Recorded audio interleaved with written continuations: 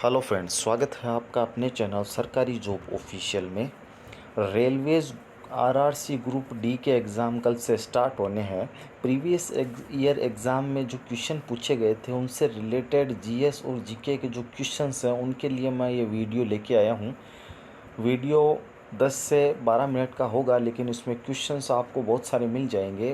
Previous year के questions ही मैं आपके लिए लेके आया हूँ। तो शुरू करते हैं इस वीडियो को। पहला क्वेश्चन देखिए, किसी ब्रिटिश भौतिक विज्ञानी को इलेक्ट्रॉन की खोज से संबंधित उनके कार्य के लिए 1906 में भौतिकी का नोबेल पुरस्कार दिया गया था। तो देखिए ऑप्शन नंबर बी, थॉमसन को ये अवार्ड दिया गया था इलेक्ट्रॉन की खोज के लिए। रदरफोर्ड ने नाभिक की खोज की थी और चैडविक ने न्यूट्रॉन की खोज की थी। ये एक्स्ट्रा फैक्ट है। आपको क्वेश्चन ये रेलवेज़ के एग्ज़ाम से रिलेटेड है, तो मैं आपको जल्दी जल्दी ये क्वेश्चन करवा दूंगा।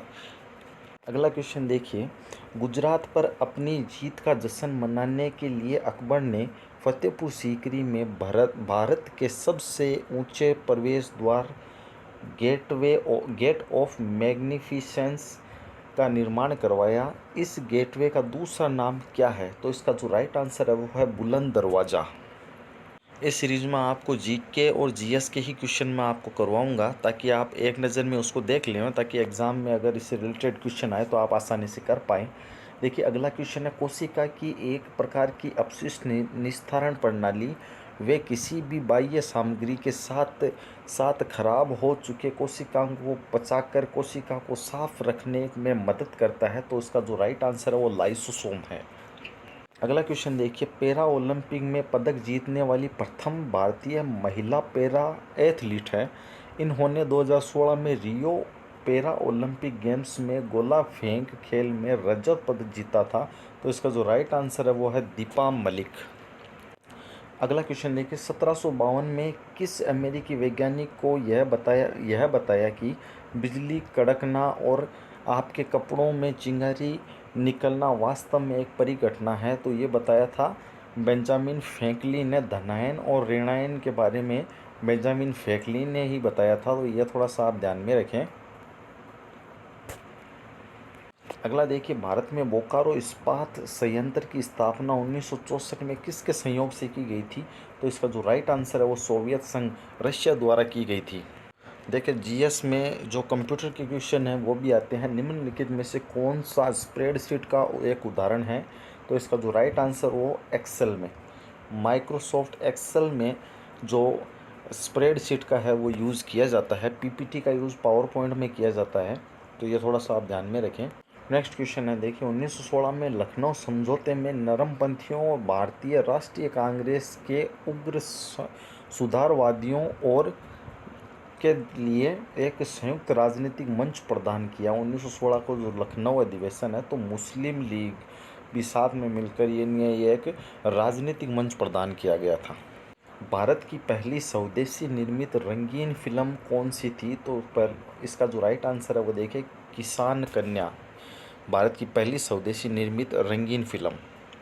अगला देखिए, भारत में हरित क्रांति के सफलतापूर्वक निष्पादन का श्रेय किन को जाता है? तो इसका जो राइट आंसर है वो है एम.एस. स्वामीनाथन को, जो हरित क्रांति का जनक कहते हैं, उन्हें ही ये श्रेय जाता है। अगला देखिए, इसरो ने चंद्रयान अंतरिक्ष यान है को प्रेषित किया। जो सन है वो सन बतानी है आपको। इसे चंद्रमा पर ठोस बर्फ की उपस्थिति की पुष्टि करने के लिए विशिष्ट रूप से सुसज्जित किया गया था। तो इसका जो राइट आंसर वो 2008 होगा। अगला क्वेश्चन देखिए, कौन से वर्ष में स्वेज नहर को खोल दिया गया था और इससे विश्व अर्थव्यवस्था के साथ मुंबई, जो वर्तमान मुंबई है, के संबंधों को और अधिक मजबूती मिली? तो 1869 में स्वेज नहर को खोला गया था। अब आप सोचेंगे कि ये जो क्वेश्चन है इसके जो आंसर राइटिंग दिए गए हैं वो राइट आंसर बता दिए गए हैं। मेरे वीडियो बनाने का उद्देश्य ये है कि 10 से 12 मिनट में आपको ज़्यादा से ज़्यादा क्वेश्चन प्रोवाइड करवा सकूं प्रीवियस ईयर के, ताकि आपको जब नेक्स्ट एग्ज़ाम में अगर वो क्वेश्चन देखने को मिले तो आप आसानी से उसको कर पाएँ। दक्षिण अफ्रीका में वापस लौटने के पश्चात महात्मा गांधी ने फरवरी 1916 में के उद्घाटन के समय पहली बार सार्वजनिक रूप से आम जनता से रूबरू हुए? तो बम्बई विश्वविद्यालय है, वहाँ पे 1916 में गांधी जी पहली बार सार्वजनिक रूप से आम जनता से मिले। 1915 में महात्मा गांधी से स्थायी रूप से भारत लौटे। कौन से देश से स्थायी रूप से? तो ये है दक्षिणी अफ्रीका, साउथ अफ्रीका से। अगला देखिए, टोक्यो ओलंपिक 2021 ओलंपिक मशाल रिले जापानी शाखा का शुभारंभ मार्च 2021 में जापान के जो कौन से शहर में ये अनुसूचित किया गया था? तो फुकुशिमा पर ये किया गया था। इम्पोर्टेंट इसमें ये भी आप थोड़ा सा ध्यान में रखिए, टोक्यो ओलंपिक से रिलेटेड जो पैरा ओलंपिक है और टोक्यो ओलंपिक है उसके शुभंकर कौन थे, कितने भारत ने मेडल जीते हैं, किन किन ने जीते हैं, तो ये थोड़ा सा आप टॉपिक को देख सकते हैं। इस पेपर से हम ये प्रिडिक्ट कर सकते हैं कि पेपर में एग्ज़ाम में क्वेश्चंस किस लेवल के आते हैं और कहाँ से क्वेश्चन पूछे जाते हैं, क्योंकि देखिए जो मॉडर्न हिस्ट्री है उससे क्वेश्चन पूछे जाते हैं ज़्यादा से ज़्यादा, कम से कम 3 से 4 क्वेश्चन जो जनरल अवेयरनेस है उसमें क्वेश्चन पूछे जाते हैं। तो इस टॉपिक को आप थोड़ा सा ठीक कर ले हुए मॉडर्न हिस्ट्री को। देखिए इम्पोर्टेंट क्वेश्चन है, संयुक्त राष्ट्र संघ का गठन मानव जाति को स्वर्ग में ले जाने के लिए नहीं बल्कि मानवता को नरक से बचाने के लिए किया गया। ये कथन किसका है? इम्पोर्टेंट क्वेश्चन है ये। तो इसका जो राइट आंसर है वो देखिए डेग हैमरशोल्ड। ये इम्पोर्टेंट क्वेश्चन है, कई एग्जामों में पूछा जा चुका है। जर्मनी के कुल इस्पात उत्पादन का 80% किस पर निर्भर है? तो रूर क्षेत्र है जो जर्मनी का, उसके इस्पात के लिए फेमस है ये। देखिए संयुक्त राष्ट्र संघ की जो उत्तरदायी स्थापना है 24 अक्टूबर को 1945, 24 अक्टूबर 1945 को इसकी स्थापना की गई थी। देखिए साइंस का क्वेश्चन है, एक सभागार में ध्वनि का सातत्य ध्वनि के परावर्तन की पुनरावृत्ति का परिमाण है और इसे कहा जाता है अनुरणन कहा जाता है इसको।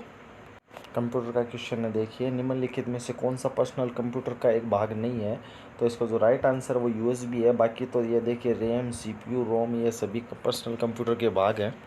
भारतीय जनगणना 2021 के अनुसार किस राज्य का जनगण घनत्व है वो न्यूनतम है? अरुणाचल प्रदेश का जनघनत्व है न्यूनतम है। तो इससे आपको ये भी बात पता चलती है कि जनगणना 2011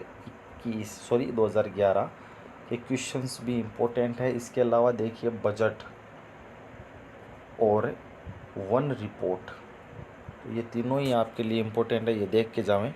भारत में पहला रेडियो कार्यक्रम किस वर्ष प्रसारित किया गया था? ऑप्शन है बी राइट आंसर, 1923 में इसका प्रसारण किया गया था पहली बार। अगला देखिए, केवलादेव घना राष्ट्रीय उद्यान कहाँ स्थित है? ऑप्शन नंबर बी राजस्थान में। तो राष्ट्रीय उद्यान भी आप देख लें कि कहाँ कौन सा स्थित है। उत्तराखंड के कुमायूं क्षेत्र में तलवार के साथ किए जाने वाले लोक नृत्य को क्या कहा जाता है? तो छोलिया। उत्तराखंड में ये कुमायूं क्षेत्र में किया जाता है छोलिया नृत्य। अगला देखिए, सोनार का संक्षिप्तीकरण है ये, तो इसका जो फुल फॉर्म है वो क्या होगी? तो इसका जो राइट आंसर है वो देखिए sound navigation and ranging. Important है तो ध्यान में रखें। भारत का सबसे ऊंचा और एशिया का दूसरा सबसे बड़ा मिट्टी का बांध, इस बांध का नाम केरल के राजा महाबली के पुत्र के नाम पर रखा गया है। तो इसका जो राइट आंसर है वो देखिए बाणासुर सागर बांध है, वो केरल में है और ये भारत का सबसे बड़ा और एशिया का दूसरा सबसे बड़ा मिट्टी का बांध है। इंटरनेशनल कोर्ट ऑफ जस्टिस का जो हेडक्वार्टर है वो कहाँ है? तो द हेग में है ये हेडक्वार्टर। आप हेडक्वार्टर ध्यान में रखें, वर्ल्ड बैंक, आईएमएफ का और जो यूएन का है, और तो ये यूनेस्को का हेडक्वार्टर कहाँ है? तो ये हेडक्वार्टर आप थोड़ा सा ध्यान रखें। निम्नलिखित में से किस देश की थल सीमा भारत के साथ नहीं लगती है? तो देखिए श्रीलंका की ये जलीय सीमा लगती है, बाकियों के साथ देखिए ये थल जो ज़मीनी सीमा है वो लगती है इन पर। खालिस्तान को विद्युत ऋणात्मक तत्व के रूप में माना जाता है क्योंकि इलेक्ट्रॉन ग्रहण करके ऋणावेशित आयन बनाते हैं। तो अधातु है वो इलेक्ट्रॉन ग्रहण करती है, धातुएं इलेक्ट्रॉन का त्याग करती है, और जो इलेक्ट्रॉन न तो देती है न ही ग्रहण करती है तो वो अक्रिय होती है, अक्रिय गैसें हैं। तो ये थोड़ा सा आप ध्यान रखें। दूरी और समय के मामले में भारतीय रेल नेटवर्क की सबसे लंबी दूरी तय करने वाली रेलगाड़ी कौन सी है? तो विवेक एक्सप्रेस भारत की सबसे लंबी रेलगाड़ी है, जो सबसे ज़्यादा लंबी दूरी तय करने वाली रेलगाड़ी है, सॉरी। एक प्रसिद्ध तारामंडल जिसे शाम को देखा जाता है, इस तारामंडल को शिकारी के नाम से जाना जाता है, द हंटर। तो ओरियन को द शिकारी के नाम से जाना जाता है।